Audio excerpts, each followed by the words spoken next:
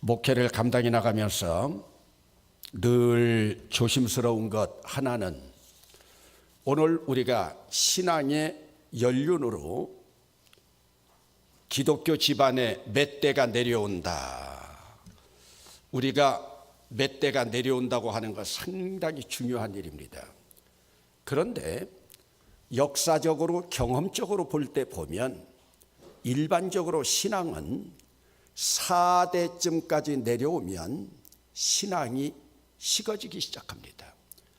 왜냐하면 신앙의 원형이었던 할아버지가 신앙생활을 잘 하면 할아버지의 복이 아들에게 내려옵니다. 그리고 손자 때쯤부터는 습관적으로 교회 다닙니다. 왜? 신앙의 대수가 할아버지도 신앙생활하고 아버지도 신앙생활하고 습관적으로 신앙생활합니다. 그렇게 때때로 가다 보면 복음의 능력, 십자가의 보혈 잊어버리기 십상입니다. 이때마다 하나님께서는 복음의 촛대를 옮겨주었습니다. 대영제국이 한참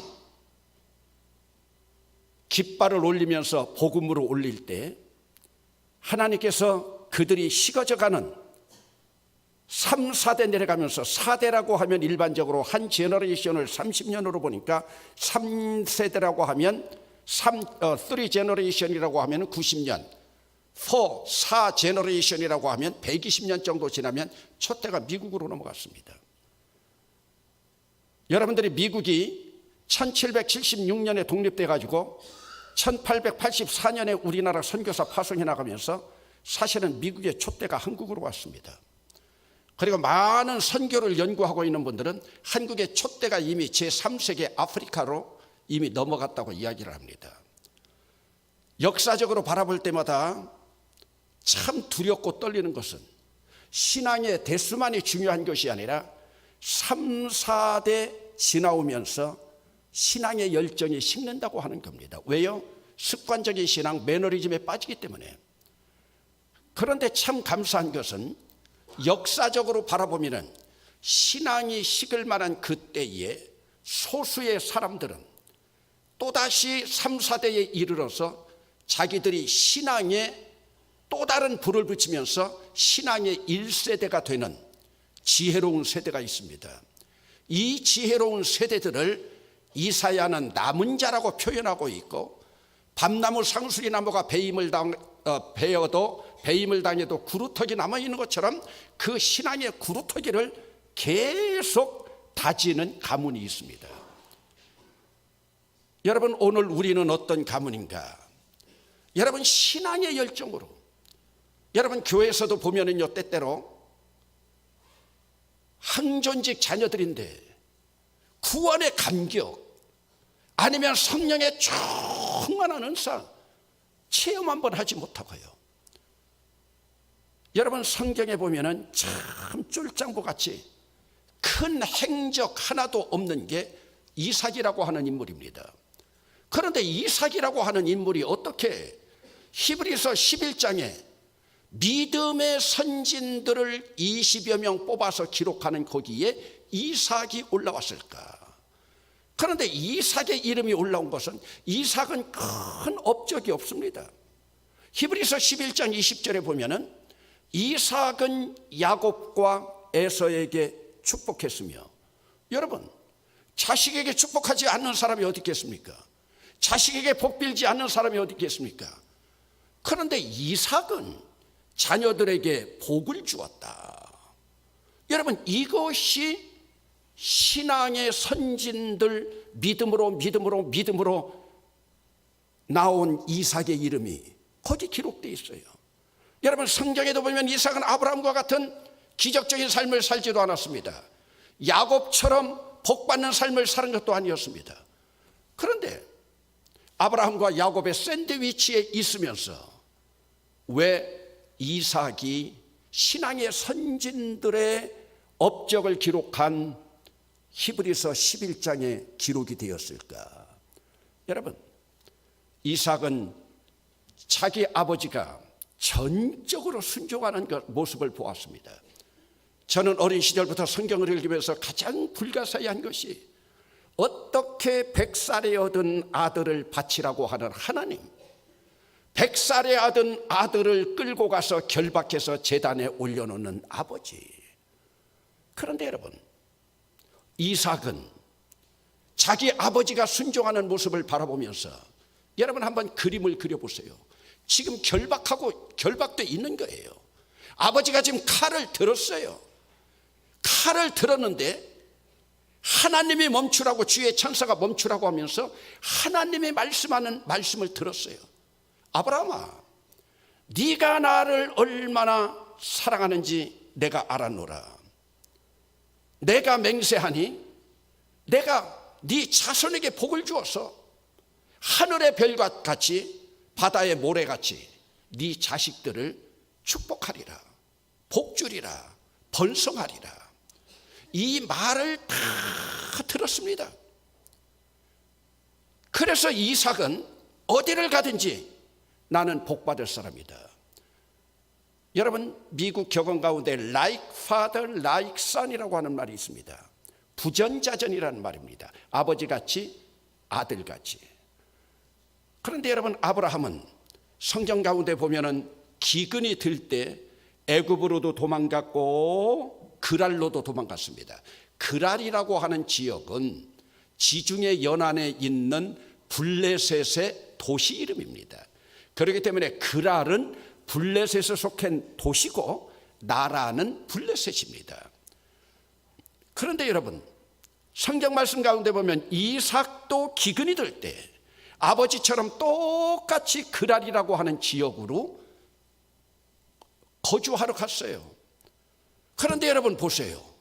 아브라함은 제가 이전에 한번 여러분들에게 설교할 때 국제적인 사기꾼이라고 그랬습니다. 아브라함이요. 왜? 애굽에서도 그러고 그랄도 그랬으니까. 여러분, 우리 대구공항에 가보면요, 대구공항이 국내선만 아니라 이전에 일본 한번 개설해 놓고 국제공항이라고 그러더라고요. 한 나라만 외국으로 나가도 국제공항이요. 그런데 아브라함은 지금 애굽으로도 갔고 그랄로도 가가지고 거기서 똑같이 뭐라고 그랬어요? 아주 아브라함에게는 습성적인 병이 있었던 것 같아요. 근데 여러분, 여기에서도 똑같이 동감하는 사람들 많이 있을 거예요. 어떤 사람들이냐? 저같이 예쁜 아내를 둔 사람들. 그러니까요, 아브라함이 사례가 너무 예쁘니까, 여러분, 이전의 문화는 뭐였냐? 돈 있고 권력 있는 사람은 저 사람의 아내 내가 취할 수 있는 거예요. 취할 수 있는 거예요. 그래서 여러분, 애굽에 내려가는데 여러분, 바로라고 하는 것은 사람 이름이 아닙니다. 바로는 영어로 번역하면 king. 그러면 애굽의 킹은 바로라고 부르고 블레셋의 킹은 아비멜렉이라고 불렀습니다. 그러니까 아비멜렉이 다른 사람이에요. 여러분, 쉽게 말하면 아브라함이 만났던 성경에 나오는 아비멜렉이나 그리고 이삭이 만났던 아비멜렉은 다른 사람이에요. 만약 이삭의 아내 리브가까지 아비멜렉 왕이 취했다면 자기 어머니도 취하고 며느리도 취한 게 되죠. 그러나 이것이 성경엔 아비멜렉으로 나왔지만 킹이라고 하는 거예요.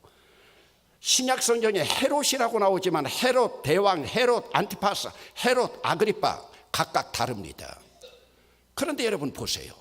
이삭도 똑같이 나가서 리브가 자기 누이라고 속였습니다. 여러분, 이미 속였기 때문에 그 리브가는 이미 아비멜렉의 아내로 있었던 거예요. 있었다가 다시 회복되어 가지고 재산 가지고 나오지만은 여러분, 잘못된 일까지도 아버지를 그대로 닮아갔던 거예요. 여러분, 그런데 오늘 성경 본문을 다 읽지는 않았지만은 앞부분에 여러분들이 잠깐 보면은 26장 12절을 한번 보십니다. 26장 12절을 보면 함께 읽어보겠습니다. 시작. 이삭이 그 땅에서 농사하여 그 해에 100배나 얻었고 여호와께서 복을 주심으로 100배 동그라미 치세요. 여러분, 이삭은 농사를 짓는데도 100배를 지었고 또 아브라함에게 100이라고 하는 숫자는 100살에 이삭을 낳은 거예요. 그런데 여러분, 이삭이 복을 받은 이유는 성경 가운데 하나도 나타나지 않지만은 아버지의 절대적인 순종, 아버지의 절대적인 순종. 여러분, 3부 예배 드린 분들은 좀 알겠지만요, 저는 사실 3부 예배 마치고 2시간 동안 얼마나 긴장했는지 몰라요. 3부 예배 마치면서 축도하면서 양현이, 박경미, 율동 잘했으니까 그 남편들 감사헌금 가져와라. 그런데 저는 감사헌금 가져올까 안 가져올까 하고요. 그런데 두 사람이 가져왔어요. 왜요? 오늘 오후 예배랑 지금 설교가 연결되는 거예요. 핑계대지 않고 절대적으로 순종했느냐. 어떤 분은 한 번 나가면서 그러대요. 목사님 오늘 예배 다 좋았는데 마지막 감사헌금 얘기해서 안 좋았다고. 좋건 안 좋건 저는 그거 제가 말했다고 생각하지 않아요. 제가 언제 축도할 때 감사헌금 가져오라고 한 적이 있어요? 하나님께서요. 절대적으로 순종하느냐, 이유 따지느냐 따지지 않느냐. 초내성적인 제가 2시간 동안 얼마나 떨고 있었는지 몰라요. 이 두 사람이 가져올까 안 가져올까. 두 사람 모두가 다 장로인데, 그런데 여러분 보세요. 딱 가져왔어요. 여러분, 지금 하나님은 아브라함이 여러분 하나님이 말씀할 때 여러분 따집니까? 따집니까? 여러분, 열왕기하 3장 가운데 보면은 북왕국의 여호람, 남왕국의 여호사밧, 그리고 에돔 왕이 전쟁 치르러 가가지고 물이 떨어졌을 때에 엘리사가 그렇게 시킵니다. 검은고 가져라. 여러분, 물이 떨어졌으면요, 삽을 가져라고 하든지 가래를 가져라고 하든지 해야죠. 그런데 검은고 가져라. 그런데 여러분, 그때 여호사밧은 아무것도 묻지 않고 따지지 않고 검은고 가져다 줬어요. 검은고라고 하는 것은 물과 아무 상관이 없는 거예요. 지금 여기서 엘리사가 뭐를 받느냐? 절대 순종하느냐 하지 않느냐. 여러분, 순종은 1%라도 거짓 것이 섞여 있으면 그것은 온전한 순종이 아닙니다. 성경 가운데 보면 순종할 때마다 하나님의 놀라운 역사가 나타났어요. 지금 이삭은 자신이 있는 거예요. 나는 우리 아버지의 절대적인 순종 때문에 나는 복받게 돼 있다. 100배였어요. 그런데 여러분, 오늘 성경 본문 가운데 보면 아브라함도 바로 그렇지만은 지금 이삭은 가는 데마다 우물을 팠어요. 이삭과 아브라함의 공통점 하나는 뭐냐? 이삭과 아브라함은 가는 곳마다 제단을 쌓고 가는 곳마다 우물을 팠다. 왜냐하면 목축을 감당해 나가는데 그 사막 지역에 가축들 물 먹지 않으면 죽어요. 그래서 우물이 재산이에요. 그리고 여러분 잘 알지만 성지순례 다녀본 분들 알지만 그곳은 사막 지역이라 물이 없어요. 그런데 여러분, 이삭이 가는 곳마다는요 물이 펑펑 터졌어요. 여러분, 오늘 19절 말씀을 한번 같은 목소리로 읽어보시겠습니다. 시작. 이삭의 종들이 골짜기를 파서 샘 근원을 얻었더니. 여러분, 이것은 우물 하나 파는 게 지금 문제가 아니에요. 샘 근원을 찾았다는 거예요. 그러면 이때부터는 이삭이 가는 곳마다 물이 나오는 거예요. 물이 철철 넘쳐나니까요, 블레셋 사람들이 시기하고 질투하면서 100배나 농사를 잘 졌죠. 가는 곳마다 우물이 펑펑 쏟아지죠. 여러분, 오늘 성경에 여러분들이 복 받으면서 아멘 하면서 밑줄 칠 곳이 있어요. 18절을 한번 봅니다. 그 아버지 아브라함 때에 팠던 우물을 다시 팠으니, 밑줄 치세요. 다시 팠으니. 그리고 21절, 또 다른 우물을 팠더니, 그 다른 우물을 팠더니, 그것도 밑줄 치세요. 다시 파고 또 다른 우물을 파고. 22절로 갑니다. 거기서 옮겨 다른 우물을 팠더니, 또 거기 밑줄 치세요. 옮겨 다른 우물을 팠더니. 성경에 지금 이렇게 나오지만은 사실은 지금 이 이삭이 우물을 파기 위해서 몇 번이나 옮겼느냐? 7번이나 옮겼어요. 7번을 옮기고 가서 얻은 것이 오늘 본문 23절에 부엘세바예요. 부엘세바라고 하는 뜻은 7 우물이라는 뜻이에요. 7 우물이라고 하는 뜻이고 또 그 의미는 맹세의 우물이라는 뜻이에요. 맹세의 우물.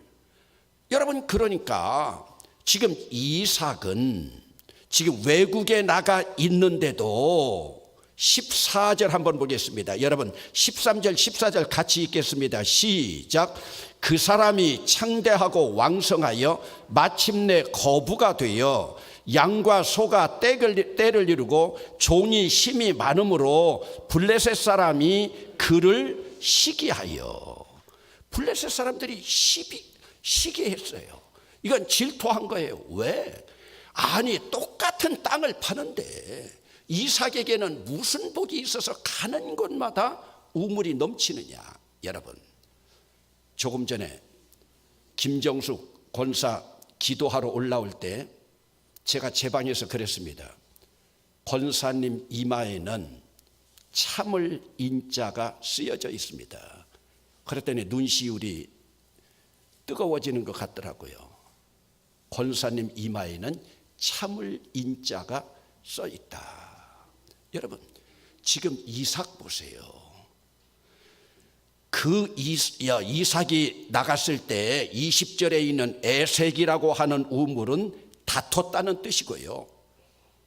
그 밑으로 가가지고 21절에 신나라고 하는 우물은 대적했다는 뜻이에요. 그러나 다툼이 있고 대적하는 그런 우물 이름은 그들이 칭했지만은 지금 이삭은 가는 곳마다 한 번도 다투지 않고 다른 곳으로 우리는 일반적으로 3-4번이라고 하는데 지금 이삭은 7번을 옮겼어요. 7번을 옮겨 갔더니요, 아비멜렉이 감동을 받는 거예요. 아비멜렉이 감동을 받으면서 여러분 부엘세바로 올라가 가지고 25절 봅니다. 이삭이 그곳에 제단을 쌓고 여호와의 이름을 부르며 거기 장막을 쳤더니 이삭의 종들이 거기서도 우물을 팠더라. 여러분, 제단을 쌓으면서 나아갔어요. 그러니 여러분 보세요. 지금 블레셋 왕이 자기 나라 백성들은 우물을 파도 물이 나오지 않는데 이삭이 가는 곳마다 우물을 파가지고 물이 철철 흘러서 샘의 근원을 찾아냈는데 7번씩이나 나가면서도 한 번도 저항하지 아니하고 나아가는 모습을 바라보고 이방 왕이 감동을 받습니다. 그 감동받는 모습이 여러분 28절에 있는데 28절 가기 전에 26절을 잠깐 봅니다. 아비멜렉입니다. 사람 이름이 아니라 아비멜렉이 하는 것은 왕이, 블레셋 왕이 그 친구 아우삿과 군대 장관 비골과 더불어 그랄에서부터 이삭에게로 온지라. 왜? 그랄 골짜기에 있다가 지금 이삭이 옮겨 피해가거든요. 이삭이 그들에게 이르되 너희가 나를 미워하여 나에게 너희를 떠나게 하였거늘 어찌하여 내게 왔느냐? 나를 미워서 쫓아보낸 너희들이 어찌하여 여기 왔느냐? 28절 같이 읽겠습니다. 시작. 그들이 이르되 여호와께서 너와 함께 계심을 우리가 분명히 보았으므로 우리의 사이 곧 우리와 너 사이에 맹세하여 너와 계약을 맺으리라 말하였노라. 여기 계약이 평화 조약입니다. 여러분, 이방 왕이 고백하잖아요. 여호와께서 너와 함께 계심을 분명히 보았다. 우리 사이 곧 우리와 너 사이에 맹세하여 너와 계약을 맺으리라. 여러분, 그러면 지금 이삭이 여기 부엘세바로 왔는데 부엘세바에 와가지고 이삭이 받은 그 복을 이제 누가 이어서 받느냐? 그 복을 이삭의 아들인 야곱이 받습니다. 여러분 창세기 46장을 한번 봅니다. 창세기 46장입니다. 창세기 46장 1절에 이스라엘이 모든 소유를 이끌고 떠나 브엘세바에 이르러, 거기 보세요. 브엘세바에 이르러 그의 아버지 누구? 이삭. 지금 이 복이 아버지 하나님, 이삭의 하나님, 내 아버지의 하나님 이삭의 하나님께 희생제사를 드리니 그 밤에 하나님이 이상 중에 이스라엘에게 환상으로 나타나고 있는 거예요. 지금 7 우물까지 참고 갔더니 하나님께서 지금 그 아들에게 복 주신다고 하는 약속을 이루어 주실 뿐만 아니라 지금 블레셋과 평화 조약을 맺고 있습니다. 여러분, 그러면 어떻게 이삭이 이렇게 100배의 복을 받는 이런 사람이 되었는가? 아버지 신앙을 이어받을 때 아버지의 절대적인 순종, 여러분 아버지의 부모의 절대적인 순종은요 반드시 자녀에게 복으로 임하는 줄로 믿습니다. 여러분 사실이요, 아브라함은 바다까지 추락하는 경험을 했어요. 아내 뺏기고요, 믿음의 조상이라고 하는 자가 조금 기근들었다고 애굽으로 도망가고 블레셋으로 도망가고, 그 말씀 하나하나 보면 사실은 아브라함이나 이삭도 그 사건만 보면 하나님 앞에 복 받을 수 없는 인물이에요. 그런데 여러분, 사실은 그들이 복 받는 상황이 아니라 심판을 받아야 할 그 상황에서 여기서 우리가 무엇을 발견하느냐? 여호와 하나님의 편파적인 판단입니다. 여호와 하나님이 편파적인 판단. 여러분, 하나님이요 공정하신 하나님 아닙니다. 여호와 하나님은 편파적인 하나님이에요. 여러분, 아브라함 때문에 누가 저주받는 줄 압니까? 애굽 왕이 저주받고 블레셋 왕이 저주받습니다. 여러분, 리브가를 취한 것 때문에 떳떳하게 자기 아내라고도 말 못하고 메뚜기와 쫄짱부같이 자기 누이라고 거짓말 시켰지만 이삭이 저주받지 않고, 여러분 아비멜렉의 대가 다 끊겨져 버립니다. 여러분, 이것을 신학으로도 보면요, 우리는 이해하게 되면 하나님의 편파적인 은혜예요.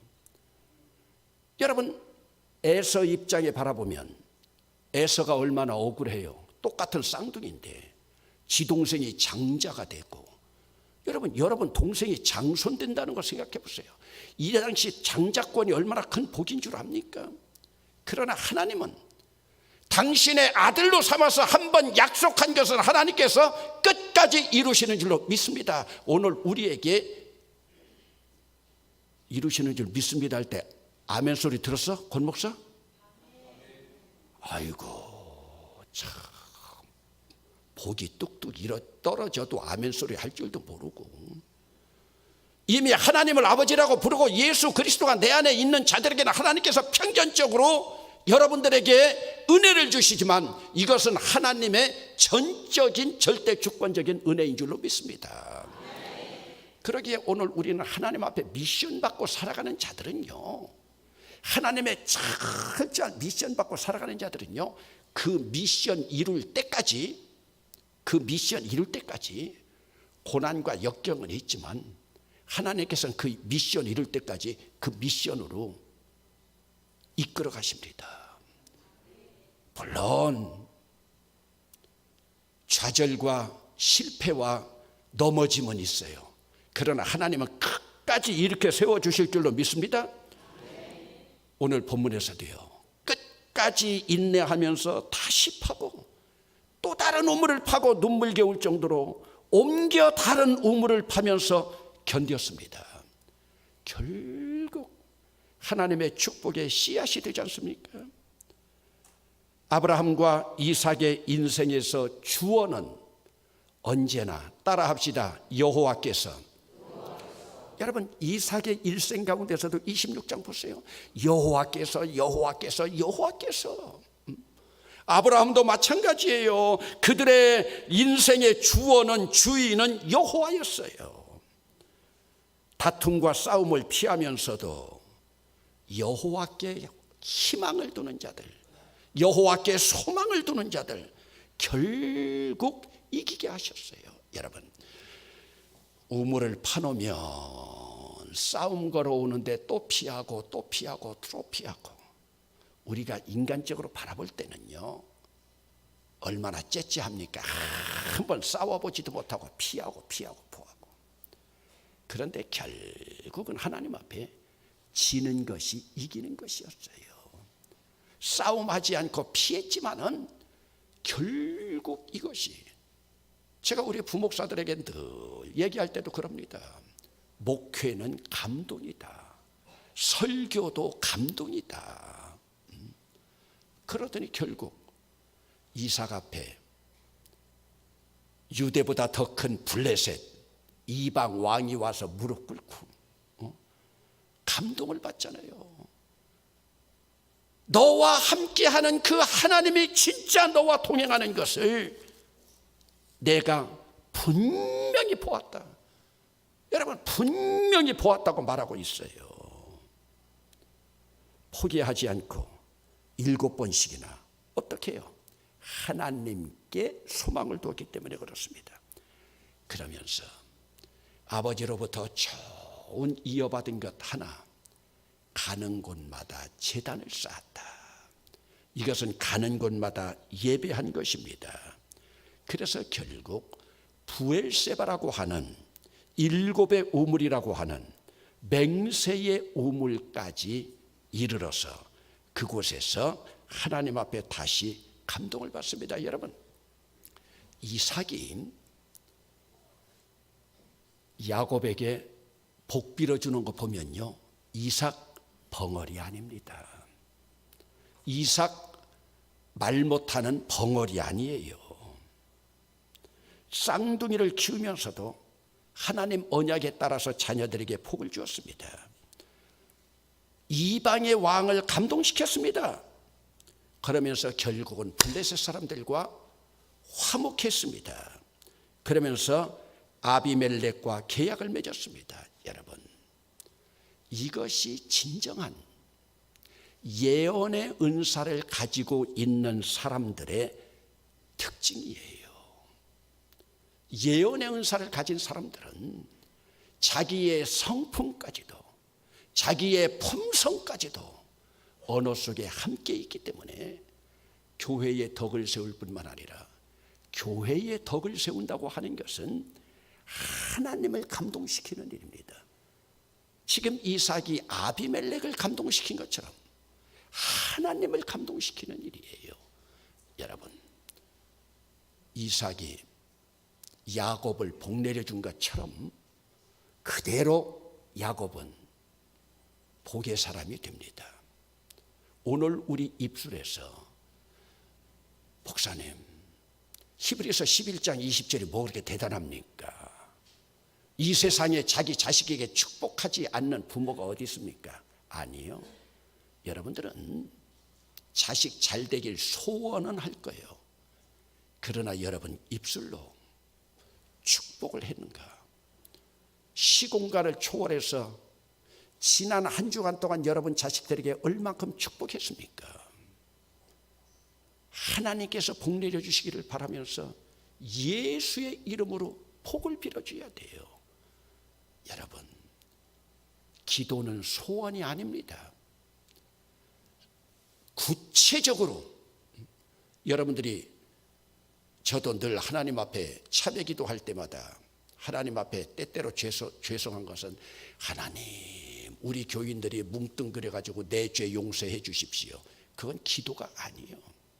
하나님 앞에 아뢰는 기도는 회개 기도는 구체적으로 여러분 자녀들이 시험 보고 있는지 건강하게 해달라는 것이 아니라 어디 부분에 건강하게 해주시고 기도는 구체적으로 나가야 되는 거예요.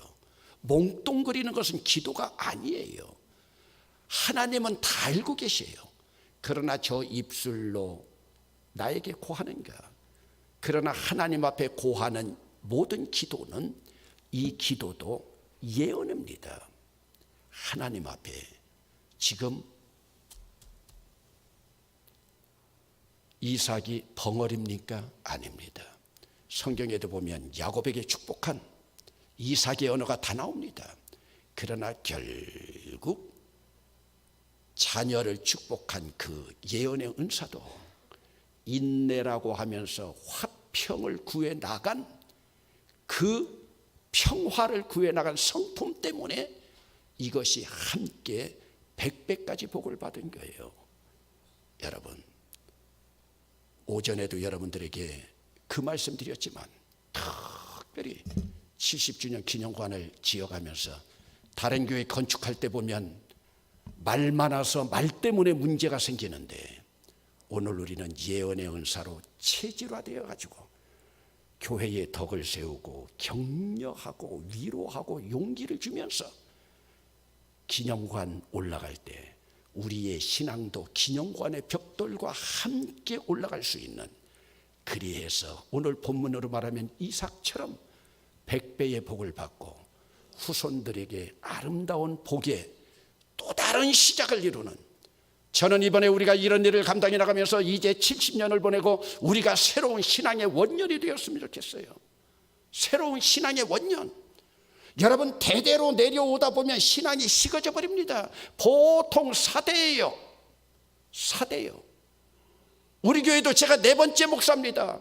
여기서 또다시 한번 성령으로, 성령의 불로 일어나지 않으면 매너리즘에 빠져요. 지난번에도 100년이 넘은 서울교회 가봤습니다. 대구에도 100년 넘은 교회들이 있습니다. 매너리즘에 빠져가지고 새로운 초대교회의 성령의 역사를 이루지 못하고 있는데, 이번에 우리는 바벨론 포로 70년을 마치고 다시 새 출발한 것처럼 우리도 여러분 70주년을 보내고 다시 신앙에 불붙는 놀라운 신앙의 원년으로 삼을 수 있기를 주의 이름으로 축원합니다. 하나님께서는 성경에도 말씀하고 있습니다. 여러분, 대구 지역에 한 교회만 살아있어도 이 지역이 살 줄로 믿습니다. 우리 교단에 한 교단만 눈뜨고 있어도 우리 교단이 살아날 줄로 믿습니다. 우리 교단이 대구에서 최고 큰 교단이었는데 한눈 파는 사이에 사단이 촛불을 옮겨가지고 시작하면서 합동측이 더 많아졌습니다. 여러분, 잠깐 순간입니다. 하나님은 의인 한 명만 있어도 한 명을 통해서 이루시는 분인데, 나 한 사람 한 사람 소홀히 여기지 말고 벽돌 한 장만 빠져도 그 건물이 무너지는 것처럼 나 한 사람 대단한 것으로 생각해서 우리가 중보하면서 기도하고 릴레이로 기도해 나가는 모든 것 준비 땅 하면서, 여러분 이제 이번 3월 사순절부터 새롭게 다시 복받을 준비를 하면서 신발끈을 다시 한번 메고 긴 마라톤 여정 함께 출발할 수 있기를 주의 이름으로 축원합니다.